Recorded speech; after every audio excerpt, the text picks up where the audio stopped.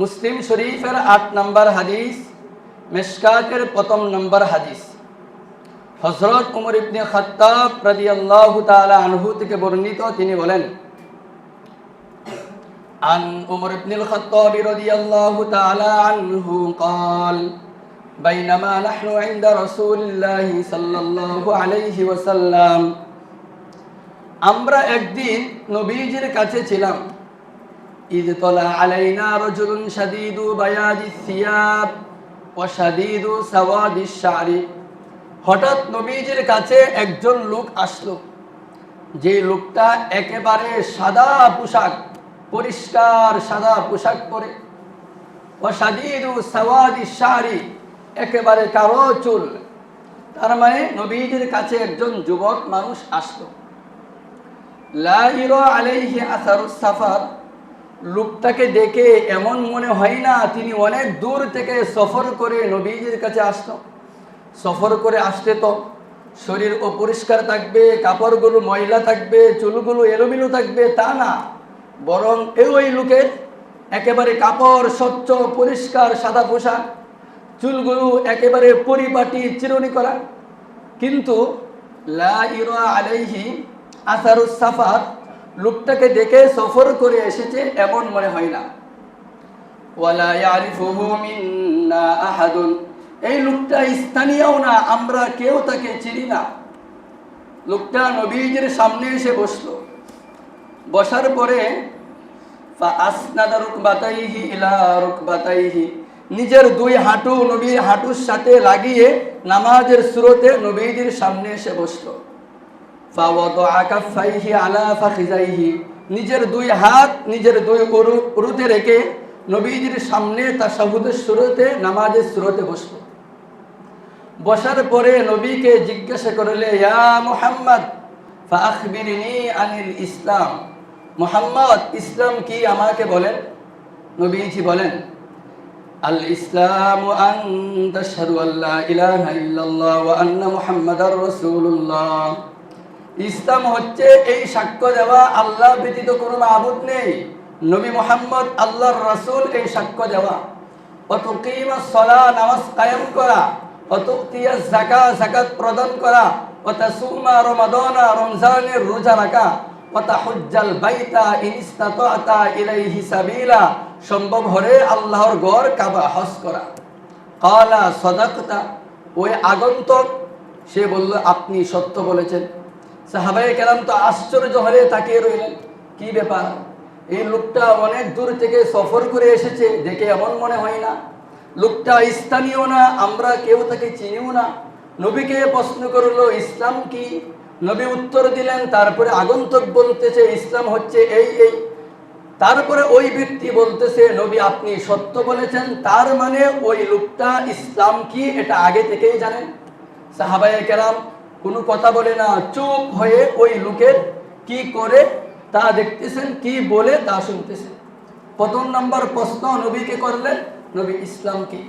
দ্বিতীয় প্রশ্ন, ফাআখবিরনি আনিল ঈমান, নবী ঈমান কি আমাকে বলেন।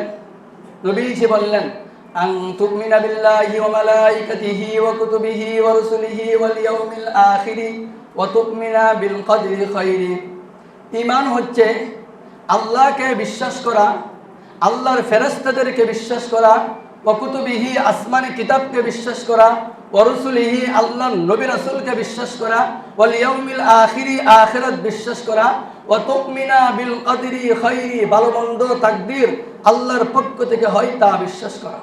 ওই আগন্তুক বলল, ক্বালা সাদাকতা, নবী আপনি সত্য বলেছেন। তৃতীয় প্রশ্ন, ফাআখবিরনি আনিল ইহসান, নবী ইহসান কি আমাকে বলেন। নবীজি বললেন, আল ইহসানু আন তা'বুদাল্লাহা কাআন্নাকা তারাহু ফাইন লাম তাকুন তারাহু ফাইন্নাহু ইয়ারাক, নবী ইহসান হচ্ছে তুমি এমন ভাবে আল্লাহর ইবাদত করো যেন ইবাদতের মধ্যে তুমি স্বয়ং আল্লাহকে দেখতে পাচ্ছ। তোমার ঈমানের অবস্থা এত উচ্চতায় নিয়ে যাও যেন তুমি নামাজ পড়ছো, নামাজের মধ্যে আল্লাহকে দেখতে পাচ্ছ, রোজা রাখো, হজ করো, যাকাত দাও, পিতামাতার খেদমত করো, তথা সকল ইবাদত তুমি এমন ভাবে করো যেন তুমি ইবাদতের মধ্যে স্বয়ং আল্লাহকে দেখতে পাচ্ছ।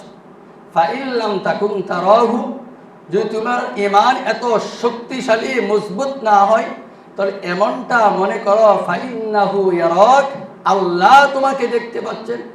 ক্বালা সাদাকতা, আগন্তুক বলল নবী আপনি সত্য বলেছেন। 4 নম্বর প্রশ্ন, ফাআখবিরিনি মাতাস সাআ, নবী আপনি বলেন কিয়ামত কবে হবে? নবীজি বললেন মাল মাসউলু আনহা বিআলামা মিনাস সাইল, কিয়ামত কবে হবে এই ব্যাপারে যাকে প্রশ্ন করা হয়েছে উনি প্রশ্নকারী থেকে বেশি কিছু জানেন না। তথা তুমি যে আমাকে প্রশ্ন করেছো কিয়ামত কবে হবে, এই ব্যাপারটা যেমন তুমিও জানো না আমিও জানি না, বরং দুনিয়ার মধ্যে 5টি জিনিস এমন আছে ওই 5টি বস্তুর জ্ঞান শুধুমাত্র আল্লাহর কাছে রয়েছে। সূরা লুকমানের সর্বশেষ আয়াত 34 নম্বর আয়াত, ইন্নাল্লাহা ইনদাহু ইলমুস সাআ ওয়া ইউনাজ্জিলুল গায়স, কিয়ামত কবে হবে এর জ্ঞান আল্লাহর কাছে রয়েছে, পৃথিবীর কোনো মানুষ জানে না। ওয়া ইউনাজ্জিলুল গায়স, পৃথিবীর কোন সময় কোন জায়গায় কতটুকু পরিমাণ বৃষ্টি হবে এর জ্ঞান শুধু আল্লাহ জানেন, কোনো মানুষ জানে না। ওয়া ইয়ালামু মা ফিল আরহাম, মার রেহেমের মধ্যে ছেলে সন্তান রয়েছে না মেয়ে সন্তান রয়েছে, ছেলে সন্তান আসবে না মেয়ে সন্তান আসবে, এর জ্ঞান শুধু আল্লাহ জানেন, আর কেউ জানেন না। ওমা তাদরি নাফসুম মাযা তাকসিবু গাদা, মানুষ আগামীকাল কি উপার্জন করবে, কতটুকু উপার্জন করবে শুধু আল্লাহ জানেন। ওমা তাদরি নাফসুম বিআইয়ি আরদিন তামুত, পৃথিবীর কোন মানুষ পৃথিবীর কোন জায়গায় কখন কিভাবে মারা যাবে এটা শুধুমাত্র আল্লাহ জানেন, আর কেউ জানেন না।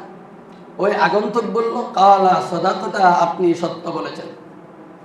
নবী তাহলে ফাআখবিরিনি আন আমারাতিহা, কিয়ামতের কিছু আলামত আমাকে বলেন।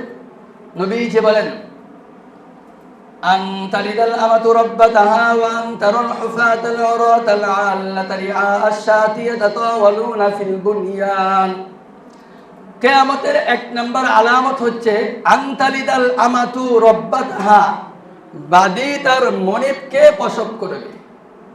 মুহাদ্দিসিনে কেরাম এর ব্যাখ্যা করেন সন্তান তার মাকে দর্শন করবে, নাউজুবিল্লাহ।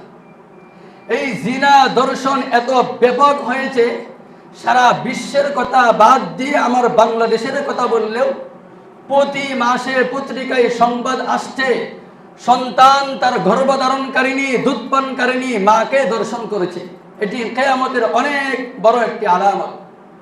নবীজি এই হাদিসের মধ্যে একটি আলামতের কথা বললেন। 2 নম্বর, ওয়া আনতারুল হুফাতাল উরাতাল আল্লাতা রিআ আশ-শাতি ইয়াতাতাওয়ালুনা ফিল বুনয়ান, নবী আপনি দেখবেন ওয়া আনতারুল হুফাত, খালি পা জুতা কেনার টাকা নেই গরিব, উরাত খালি শরীর কাপড় কেনার টাকা নেই গরিব, আল্লাতা দরিদ্র মানুষ, রিআ আশ-শাতি বকরির রাখাল, খালি পা খালি শরীর দরিদ্র মানুষ বকরির রাখালি করে, এদেরকে আপনি দেখবেন এরা হঠাৎ ধনী হয়ে যাবে, বড়লোক হয়ে যাবে। ইয়াতাতাওয়ালুনা ফিল বুনয়ান, হঠাৎ বড়লোক হয়ে তারা বিশাল বিশাল অট্টালিকা নির্মাণের ব্যাপারে তারা প্রতিযোগিতা করবে। এটি কিয়ামতের 2 নম্বর আলামত। তাহলে দরিদ্র মানুষ গরিব মানুষ তারা হঠাৎ ধনী হয়ে যাবে, বড়লোক হয়ে যাবে, এটাও কিয়ামতের একটি আলামত। এরপরে ওই আগন্তুক চলে যাচ্ছে, নবীজি বললে ওই আগন্তুক চলে যাচ্ছে, সাহাবী তোমরা ওকে ডাক দাও। সাহাবায়ে কেরাম গিয়া দেখে আর কোনো মানুষ নেই।